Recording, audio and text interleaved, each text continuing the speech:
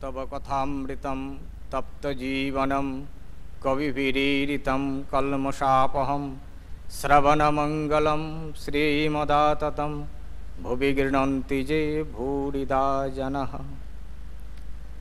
श्री श्री रामकृष्ण कथामृत पंचम परिच्छेद भक्तिर उपाय। मास्टार विनीत भावे ईश्वरे की करे मन हय। श्री रामकृष्ण ईश्वरेर नाम गुणगान सर्वदा करते हय और सत्संग ईश्वरेर भक्त बा साधु एদের কাছে মাঝে মাঝে যেতে হয়। সংসারের ভিতর ও বিষয় কাজের ভিতর রাত দিন থাকলে ঈশ্বরে মন হয় না। মাঝে মাঝে নির্জনে গিয়ে তাঁর চিন্তা করা বড় দরকার। প্রথম অবস্থায় মাঝে মাঝে নির্জন না হলে ঈশ্বরে মন রাখা বড়ই কঠিন। যখন চারা গাছ থাকে তখন তার চারিদিকে বেড়া দিতে হয়। বেড়া না দিলে ছাগল গরুতে খেয়ে ফেলে। ধ্যান করবে মনে কোণে ও বনে, আর সর্বদা সৎ অসৎ বিচার করবে। ঈশ্বরই সৎ কিনা নিত্য বস্তু, আর সব অসৎ কিনা অনিত্য। এই বিচার করতে করতে অনিত্য বস্তু মন থেকে ত্যাগ করবে।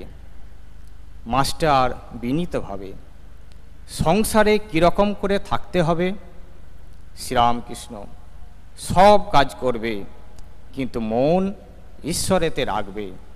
স্ত্রী পুত্র বাপ মা সকলকে নিয়ে থাকবে ও সেবা করবে যেন কত আপনার লোক, কিন্তু মনে জানবে যে তারা তোমার কেউ নয়। বড় মানুষের বাড়ির দাসী সব কাজ করছে কিন্তু দেশে নিজের বাড়ির দিকে মন পড়ে আছে।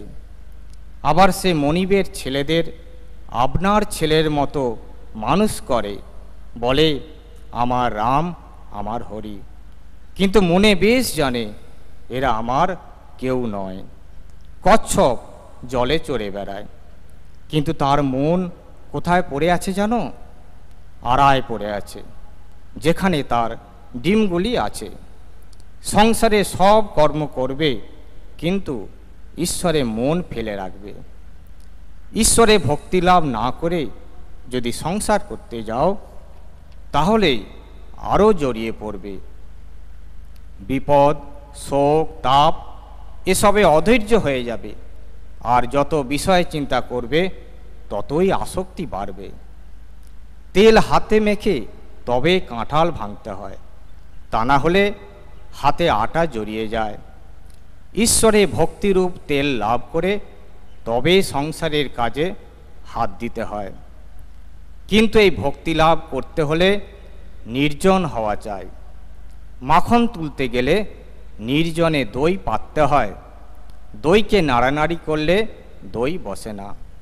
তারপর নির্জনে বসে সব কাজ ফেলে দই মন্থন করতে হয়, তবে মাখন তোলা যায়। আবার দেখো, এই মনে নির্জনে ঈশ্বর চিন্তা করলে জ্ঞান বৈরাগ্য ভক্তি লাভ হয়, কিন্তু সংসারে ফেলে রাখলে ওই মন নীচ হয়ে যায়। সংসারে কেবল কামিনী কাঞ্চন চিন্তা। সংসার জল আর মনটি যেন দুধ। যদি জলে ফেলে রাখো তাহলে দুধে জলে মিশে এক হয়ে যায়। খাঁটি দুধ খুঁজে পাওয়া যায় না। দুধকে দই পেতে মাখন তুলে যদি জলে রাখা যায় তাহলে ভাসে। তাই নির্জনে সাধন দ্বারা আগে ভক্তিরূপ মাখন লাভ করবে। সেই মাখন সংসার জলে ফেলে রাখলেও মিশবে না, ভেসে থাকবে। সঙ্গে সঙ্গে বিচার করা খুব দরকার। কামিনী কাঞ্চন অনিত্য, ঈশ্বরই একমাত্র বস্তু। টাকায় কি হয়? ভাত হয়, ডাল হয়, কাপড় হয়, থাকবার জায়গা হয়, এই পর্যন্ত। ভগবান লাভ হয় না। তাই টাকা জীবনের উদ্দেশ্য হতে পারে না। এর নাম বিচার বুঝেছ? মাস্টার, আজ্ঞে হ্যাঁ, প্রবোধচন্দ্রোদয় নাটক আমি সম্প্রতি পড়েছি, তাতে আছে বস্তু বিচার। শ্রীরামকৃষ্ণ, হ্যাঁ, বস্তু বিচার। এই দেখো, টাকাতেই বা কি আছে, আর সুন্দর দেহেই বা কি আছে? বিচার করো, দেহে তো কেবল হাড় মাংস চর্বি মল মূত্র এই সব আছে।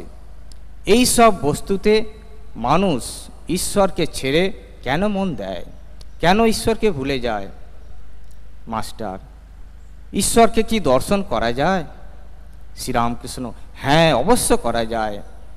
মাঝে মাঝে নির্জনে বাস, তাঁর নাম গুণগান, বস্তু বিচার, এই সব উপায় অবলম্বন করতে হয়। মাস্টার, কি অবস্থাতে তাঁকে দর্শন হয়? শ্রীরামকৃষ্ণ, খুব ব্যাকুল হয়ে কাঁদলে তাঁকে দেখা যায়। মাগ ছেলের জন্য লোকে এক ঘটি কাঁদে, টাকার জন্য লোকে কেঁদে ভাসিয়ে দেয়, কিন্তু ঈশ্বরের জন্য কে কাঁদছে? ডাকার মতো ডাকতে হয়।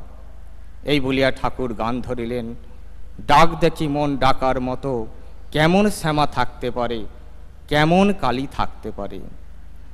মন যদি একান্ত হও, জবা বিল্ল দল লও, ভক্তি চন্দন মিশায়ে পদে পুষ্পাঞ্জলি দাও।